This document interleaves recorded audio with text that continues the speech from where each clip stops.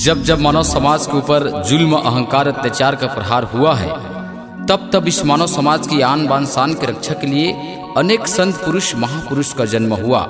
आप सभी जानते हैं, छत्तीसगढ़ की पावन माटी गिरौदपुरी धाम में संतों के संत शिरोमणि गुरु बाबा घासीदास जी का अवतार हुआ। लेकिन क्यों? जब प्राणी ने कलेशित होकर जग में हाहाकार किया, तो सत्य नाम के अंश बंश बन गुरु बाबा घासीदास ने अवतार लिया। अभिमानी पापी के बल से पृथ्वी सारी हिलती थी, सज्जन ज्ञानी धीर जनों की कोई बात न चलती थी। अन्याय का नया रंग जब इस धरती पर खिलता था, तो छुआछूत के दोष लगाकर सत्य विकास को छलता था। जब असुधा पर अत्याचारियों ने जमकर अधिकार किया, तो उनके दमन के खातिर छत्तीसगढ़ के माटी में संतों के संत शिरोमणि गुरु बाबा घासीदास जी का अवतार हुआ। जब विनाश समाज का देखा, मन उनका अकुलाया, अन्याय से लड़ के उन्होंने सत्य ज्ञान को फैलाया। अटल विश्वास के प्रतीक जोड़ाजत खाम को गड़ाया, सच्चाई के प्रतीक सफेद रंग के झंडा को लहराया और कहा, सत्य आगी में जरे नहीं और सतला काही न खाए। सत्य नाम एक अमर ज्योति है, जे पक्का रास्ता बताए, जे पक्का रास्ता बताए। घट माला भी है, जपने वाला भी है। घट में रोशनी भी है और उजाला भी है, मगर ज्योति दिखाना अजब हो गिरे। घट मध्यता भी है, भजने वाला भी है। घटमय अमृत भी है,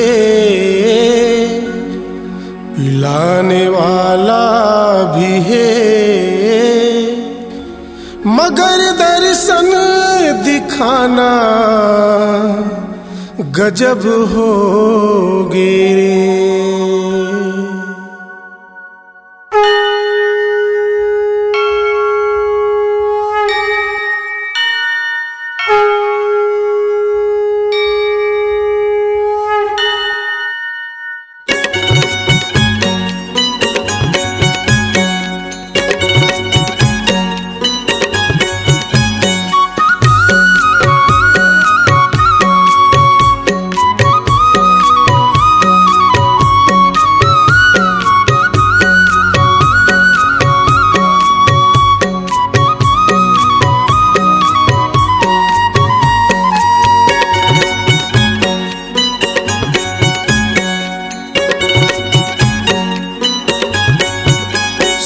चंदन सुपारी नरियर पान, सादा चंदन सुपारी नरियर पान, चढ़ाओ तोरे आसन मां। सादा चंदन सुपारी नरियर पान, चढ़ाओ तोरे आसन मां।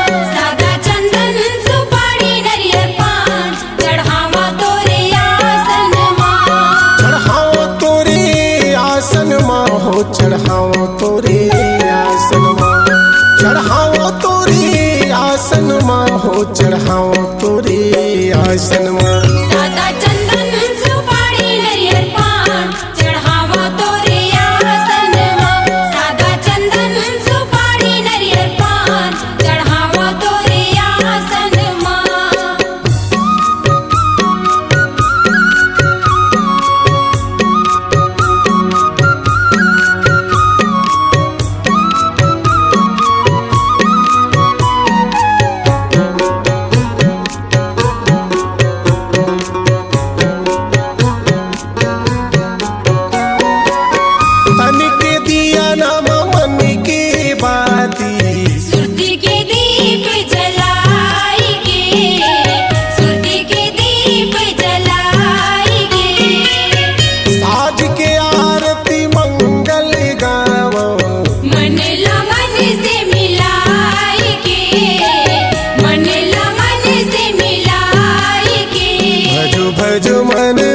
सतनाम भजो भजो मन मुख सतनाम, गुरु बाबा सिंहासन मां। सादा चंदन